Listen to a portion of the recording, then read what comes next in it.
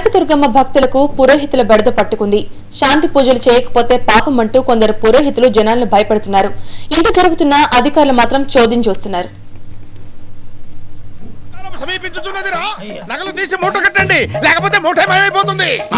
నువ్వు ఉండు, నేను తీస్తాగా. నువ్వు నేను కూడా తీస్తా. ఉండు, మౌతారు కూడా బంగారమే తీస్తా. మాతాకి నమస్కారం. ఓం బాబు నేను చెప్పింది చెప్పండి.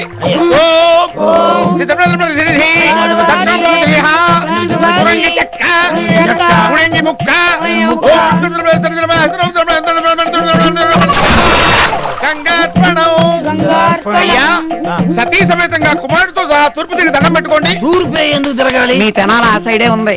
అయితే ఓకే, నువ్వు తిరుగు. ఓం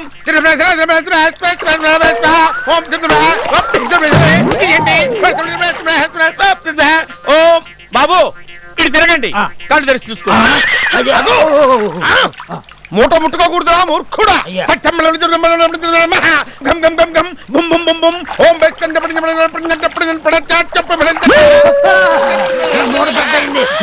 మూట ముట్టుకోకూడదురా మూర్ఖుడా. అదో పదా రండి.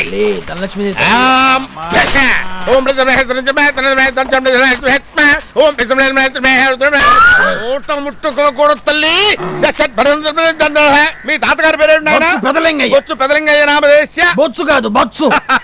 సంసారం అనే ఉచ్చులు బొచ్చు అయితే ఏమిటి?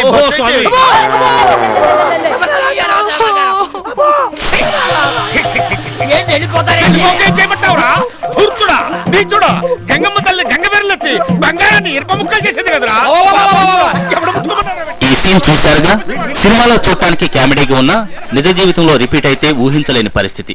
ఇక అసలు విషయానికి వస్తే ఇంద్రా సినిమాలో అంత కాకపోయినా తమ రేంజ్కి తగ్గట్టుగా భక్తులను నిలువు దోపిడీ చేస్తున్నారు విజయవాడలోని కొందరు పురోహితులు. పాపాలను కడిగేసేందుకు కృష్ణలో మునుగుదామని వచ్చిన భక్తులను తమదైన స్టైల్లో ముంచుతున్నారు. మాకు పూజలు పునస్కారాలు వద్దన్నా వెంటపడి మరీ విసిగిస్తున్నారు. సరిగ్గా మంత్రాలు రాని కుర్ర పూజారులైతే వద్దంటున్నా పిండాలు పెట్టించేస్తున్నారు. ఏ పూజకు ఫిక్స్డ్ రేటు ఉండదు. వారి నోటుకొచ్చిన ఫిగర్ చెప్తారు.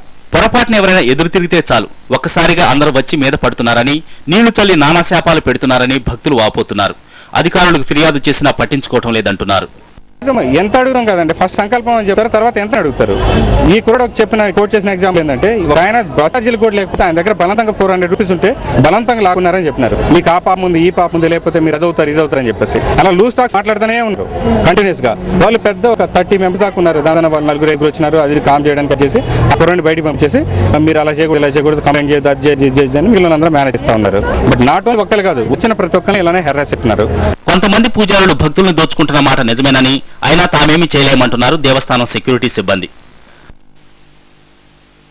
అనాది కాలం నుంచి ఎప్పటి నుంచో వస్తుందని చెప్పి అన్నారు. ఈ యాత్రికులు వాళ్ళ మాట్లాడేసరికి మీ సెక్యూరిటీ ఉండి ఏం చేస్తున్నారు ఏంటి అంటే అని అడుగుతుండగా వాళ్ళ దగ్గరికి ఇలా చేయడం తప్పు, మీరు అలా చేయకూడదు ఏంటంటే మేము ఎప్పటి నుంచి ఉన్నామండి అది అని చెప్పి మమ్మల్ని డిమాండ్గా మాట్లాడటం అని జరుగుతూ ఉంది. కాబట్టి యువగా దీని గురించి చర్య తీసుకుని ఆలోచించి ఇలాంటిది ఏమైనా జరగకుండా చూడాలంటే వాళ్ళ దేవస్థానం తరపున ఒక రైట్స్ ఇస్తే వాళ్ళు ఎవరిని లోపల రేవో దిక్కుకోకుండా డ్యూటీలు మేము చేస్తాం. అయితే ఇదంతా ట్రాష్ అని కొట్టిపారేస్తున్నారు పురోహితులు. తమ యూనియన్ మెంబర్లు ఇలా చేయరని, బయట వ్యక్తులతో తమకు ఎలాంటి సంబంధం లేదని చెప్తున్నారు. ఇక్కడ 60 మంది ఉంటామా, 60 మంది మామూలుగా మేము అపర కార్యక్రమాలు చేయించుకుంటుంటాం. ఇక్కడ ఇప్పుడు జరిగిన కూడా గురించి మాకు అతను మా సభ్యుడు కాదు, అతను విడిగా వచ్చిన వ్యక్తి. అతనితో మాకు మా యూనియన్కి ఎటువంటి సంబంధం లేదు. కృష్ణాది చెందిన పురోహితుల రాద్దాం రోజు రోజుకి శృతిమించిపోతుంది. కాశీలోని గంగానది తీరం తరహాలో బెజవాడ కృష్ణానది తీరానికి రావడానికి భక్తులు భయపడే రోజులు రాకముందే అధికారులు కట్టుదిట్టమైన చర్యలు తీసుకోవాల్సిన అవసరం ఉంది. కెమెరామెన్ హరితో భావన, TV9 విజయవాడ.